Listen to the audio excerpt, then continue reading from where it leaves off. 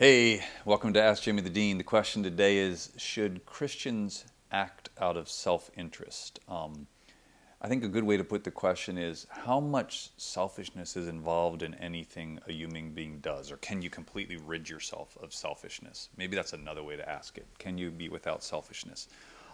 Yeah, certainly. You can be without selfishness, but I'm going to tell you, you're not built by God to be without self-interest, or let's just say self-reference.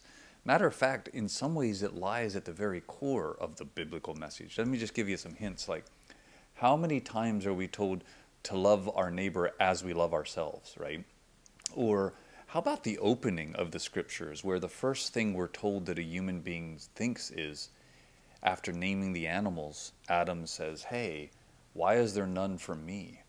Now, you could say that's a selfish thing, but actually it's a self-reflection that is designed to lead us toward an understanding of self-interest. Why are we interested in ourselves? Why do we want to grow? Why do we want to become the next thing? Matter of fact, the Bible ends, the Bible begins in a garden and ends in a city, right? In the book of Revelations, we're told as we come into this new city of God that we are given crowns or rewards for our activity.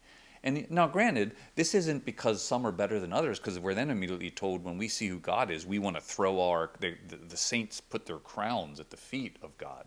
But nevertheless, these crowns represent something like that we desired or we worked towards something. Now, what's beautiful is the crowns appear to be given to those who grew better for the sake of others, not merely for themselves. So let me just pause on that thought right there. There is a difference between self-interest and selfishness. Selfishness is when the chief concern or the chief outcome of our activities is us. That's different than being the first thought is ourselves. Because I think a lot of times the first thought is ourselves. But that doesn't mean that that thought's automatically selfish, because even when we're told love your neighbor as yourself, it's assumed there your first thought is that you've come to love yourself. And out of that self-love, because even the Trinity has a self-love, but out of its self-love, it decided to create, it decided to give. It seems that the amazing aspect of Christianity is as we seek to grow, as we seek to be more, we end up wanting to give more to others and join in the common good of others. It's really a beautiful thing. Now, we all know we have this nowadays, selfie culture. Matter of fact, I'm not sure if you know this, but the average person, here, let me repeat that. The average person takes 425 selfies a year. Now, people like you, maybe me, certainly Mike, the producer, we're like, what? Someone's really taking a lot of selfies to make up for the ones we haven't taken of ourselves, right? But 85% of people claim they're taking more pictures with themselves in it than they ever did in their entire life. There's another statistic to keep in mind. So there's no doubt we could sit and go, man, what do we do about the rise of selfishness? Well, that's another podcast for another day, right?